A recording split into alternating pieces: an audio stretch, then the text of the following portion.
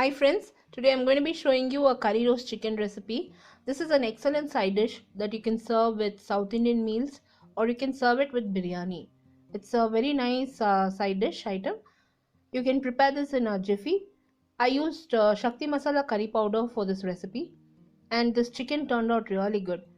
Doesn't require a lot of ingredients, very nominal ingredients required for this recipe. Now let's look into the ingredients and process and get started. I've already prepped up the chicken. I've washed it thoroughly twice. I've used a colander to drain out all the excess moisture out and I've reserved the chicken. Now I've also peeled and washed the onion, finely chopped it and reserved it. In my basics of Indian cooking recipe, I've shown you how to prepare ginger garlic paste. So follow that recipe and prepare the ginger garlic paste. I've added fennel and pepper to this ginger garlic paste. Turmeric powder, chili powder, curry powder and coriander powder. We'll also require tamarind pulp, about a tablespoon, dried red chilies which is broken in half, and 3 green chilies which is slit in half. Please adjust the heat content as per your preference. We are adding chili powder, dried red chilies, so you can adjust the green chilies as per your taste. We also require 3 to 4 sprigs of curry leaves. I've already prepped up all the ingredients and reserved. It's very simple to prepare now. First we need to cook the chicken. So in a large wok, I've added the chicken. I'm going to add the ginger garlic paste along with chili powder, turmeric powder, coriander powder, curry powder and salt as per taste. We need to cook this chicken first, then we'll prepare the masala separately. This curry powder is from Sakthi Masala that I'm using. I'm really liking it. For the past 2 weeks I've been using it for a lot of recipes and I'm really liking this curry powder. So I also added salt as per taste. Now I'm just going to add about 1.5 cups of water and cook the chicken. Please add water while you're cooking your chicken. We don't want the chicken to go very dry. We don't want it to cook in its own moisture. So we'll add about 1.5 cups of water and cook the chicken. In about a minute's time, you have to keep checking your chicken, keep stirring it so that the chicken cooks evenly and it is well done.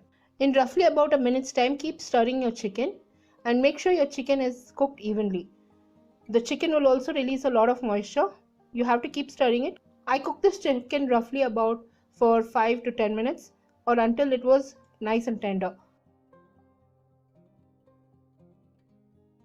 In roughly about 5 to 10 minutes time, my chicken is cooked thoroughly and the excess moisture has evaporated from the chicken.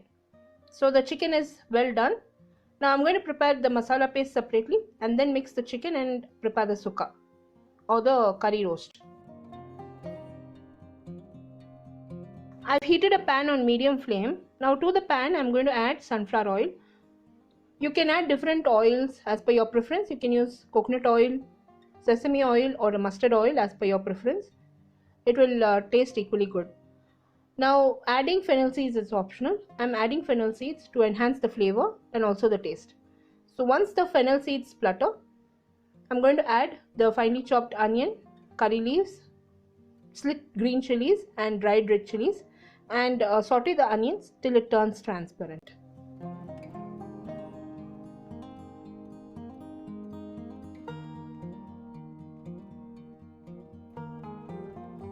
So along with the onions, I'm going to also add ginger and garlic paste and saute it till the onions turn transparent.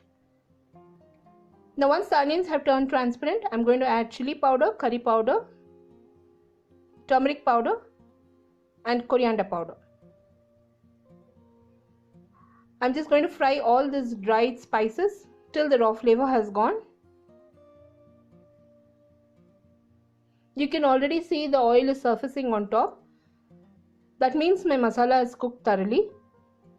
Now I'll be adding the cooked chicken to this masala.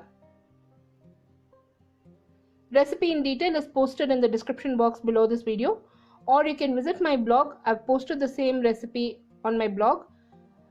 So if you visit my blog, there are a lot of reviews and recipes on my blog as well. The blog link will be posted in the iCard above this video. Also like me and follow me on Instagram, Facebook and Twitter. All my social media handles will be in the description box below this video. The same recipe is also translated and posted in YouTube Tamil. YouTube Tamil link will also be in the description box below this video. Now I'm going to fry this chicken for a minute's time. And then add a splash of water so that the masala coats the chicken. Now we need to cover this and cook the chicken till the water or the moisture evaporates and the masala has coated the chicken. You can prepare a semi gravy or you can serve it as dry as possible, so it's up to you. I like it semi gravy so that we can also have it with steam cooked rice, or we can have this as a side dish for rasam rice. Now at this point my chicken is done cooking. The masala has coated very well in the chicken. I will be giving it a final touch by adding a little bit of lime juice and pepper powder on top. Now this is optional again. If you want to enhance the heat and taste and flavor, do add pepper powder, generous amount of pepper powder that is. And also add about half a lime juice and keep frying your chicken. Now I fried this chicken for a minute's time and it's done. I'm going to go ahead and serve this chicken. Do try this recipe, friends. The detailed recipe is in the description box below this video, or you can visit my blog. Blog link is, you can click the icon above this video to visit my blog. I've gone ahead and served my chicken. It turned out really good. We enjoyed it. It perfectly pairs with South Indian meals and biryani. If you enjoyed watching this video recipe, give me a thumbs up and subscribe to me for more recipes. I'll be seeing you soon with the next recipe video. Until next time, this is Vidya Lakshmi. Thank you so much for watching. Bye-bye.